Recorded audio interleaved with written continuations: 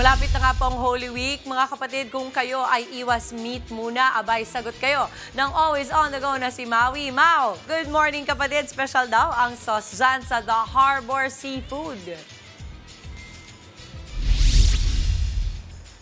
Mama Dims, good morning! Morning! Yes, tama ka dyan. Balita ko rin na espesyal ang kanilang Cajun sauce dito. At perfect tulad nga ng sinabi mo, paparating na ang Holy Week. Kaya para sa ating mga practicing Catholics dyan, na gusto talagang mag-seafood muna, lalo na itong darating na Holy Week. At kung simpleng tipong mahilig ka lang talaga sa seafood, I know a perfect place for you. Nandito tayo sa The Harbor Seafoods. Dito lang po sa Marikina, napakalapit sa akin. So, ang swerte ko. Talaga mapupuntahan ko to palate. At para kapag-usapan po ang kanilang mga pagkain dito, baka usap natin ngayong umaga si Miss Celeste and si Miss Mary Grace. Good morning po mga kapatid! Ayan, ito po si Miss Celeste, ito po si Miss Mary Grace. Okay, pag-usapan na natin. Ako Monday pa lang, ang happy-happy ko na ha. Kasi ang sasarap, tinan nyo naman po, ang daming nakaledi sa harap natin. Pag-usapan po natin, ano po yung kwento sa likod ng The Harbor Seafoods. Ayan. So far, sa amin dito, nag-start kami ng November 8. Okay. Yun yung after namin na mag-resign sa previous job namin. And then, binisita namin yung lahat namin boss.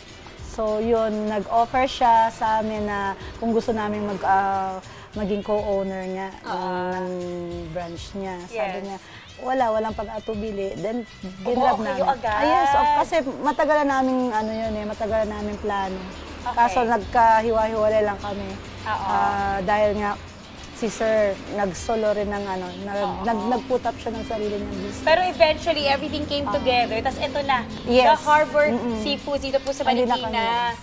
Tanong ko po, Miss Celeste, Miss Mary Grace, bakit po seafoods? Kayo po ba ay specifically mahilig din sa seafood? Yes, Talaga? yes. Oo, ano favorite sobra. mo? Crabs, yung mud crabs. Uy. Kayo po, Miss Celeste? Mud crabs and shrimp. Mga crabs and shrimp. At saka alam nyo kasi, di ba, healthy rin talaga ang seafood. At masarap. And it's considered sometimes, di ba, pag sa atin sa mga pagkainan natin, premium pag sinabing seafood, di ba, pang mga special occasion. Pero dito, hindi kailangan special occasion para makakain kayo. Ano po mga bestsellers niyo, ma'am? Ang bestseller namin is this one, Cajun Mix. Okay. Foods, queen size platter. Oh, wow. Good for how many to? This is good for 3 to 4 persons. Persons. It depends naman sa kumakain. Minsan umaabot siya hanggang 5 persons. Ayun, depende kung mahina kayo kumain o malakas kayo kumain. Kung talaga sobrang lakas kayo kumain, baka pang isa lang yan. Diba? Tapos no rice. Eto na, nakikita ko po talagang yung sauce nyo, kitang-kita dito. Balita ko special po yung inyong sauce. Yan po yung binabalik-balikan dito sa mga customer namin na sinasabi nilang hindi nagbabago ang lasa at masarap. Oo, at saka ang bango. At saka ito yung tipong kahit na nga ubos na, let's say, yung ulam nyo or yung seafood, kahit sauce at kanin, panalo na. Okay, I am so excited. Pwede ko na po bang tikman? Okay, gusto kong magsimula sa, hindi ko alam kung nahin ko yung lobster or yung kasi parehas ko ilagay. Ayan, wait, tingnan nyo po yung kanilang lobster. At ito pong kanilang crabs. Oh my gosh. Look at that. Hello, sabi niya. Hello. Wait lang. Gusto ko i-try itong Ay, ayan, nakakrack na. Ay, ang dali. Okay, perfect. Hindi kayo masyadong messy ang pagkain. At syempre, nagpo-provide sila ng gloves dito. Okay, wait. I want to try because after, I will spread the sauce. Ito po yung kanilang Cajun sauce na nabanggit nga kanina ni Mama Dims. Talagang binabalik-balikan. Pwede ko ba siya ilagay sa rice? Yes, yes. Uy, ayan na. Siya. Oh my gosh. OMG talaga. Ito yung tipong sabi ko sa inyo mga kapatid, kahit sauce pa lang panalo na. Okay, ito na. Tatay natin ang kanilang crab. Kailangan pa bang i-crack to, ma'am? Yeah, pwede po. Ayan. Here. Uy, ayan na. Ayan na. Oh my God. Okay, ikakain ko na lang ating mga kapatid. Ito na po, ito na po. Ayan, kita nyo po. We will eat it na. Okay. Ang sarap ng lasa. Ma'am, sali kayo, kain tayo. Ang sarap ng lasa niya.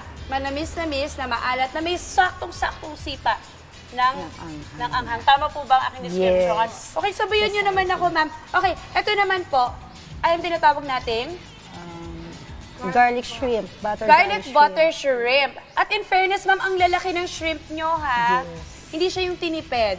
So talagang sulit. And then of course, dito we have baked tahong, mussels, and then baked clam po ba to? Yan, tres. Scallops pala. Scallops. Uy, masarap. Uy, ayan na. Okay. Ma'am, pag-usapan natin ang inyong price points. Magkano po yung ganito, ganito, ganito? Dito tayo magsimula. Sa queen platter mo is worth 2,199.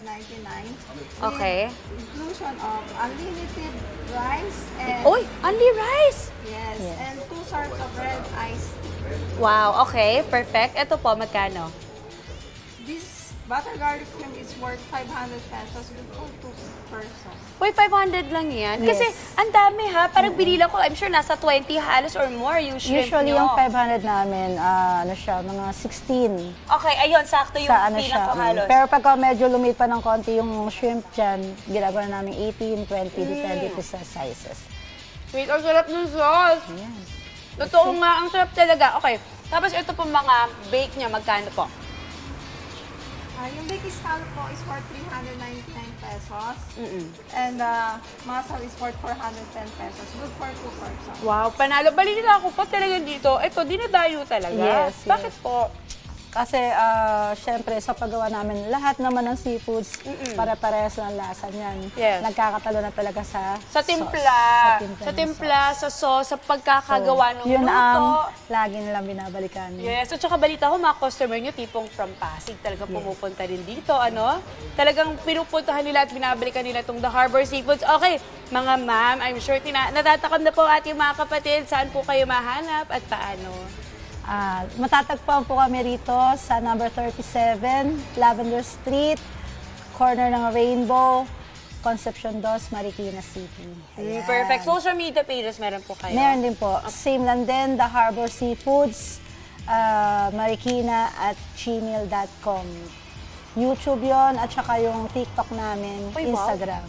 So, meron din po kami, branch, yun yung pinaka-main branch namin, Opo. nasa Quezon City, sa Scout Chuatoco. Siguro yung pinaka-nearest landmark niya is yung Amoranto, nasa harap lang Sa niya. Amoranto Stadium? Yes, yes. Uy, panalo. Wait, at saka napansin ko mukhang active kayo sa social media po, Yes, no? yes, Kasi may yes. TikTok kayo, pati may YouTube.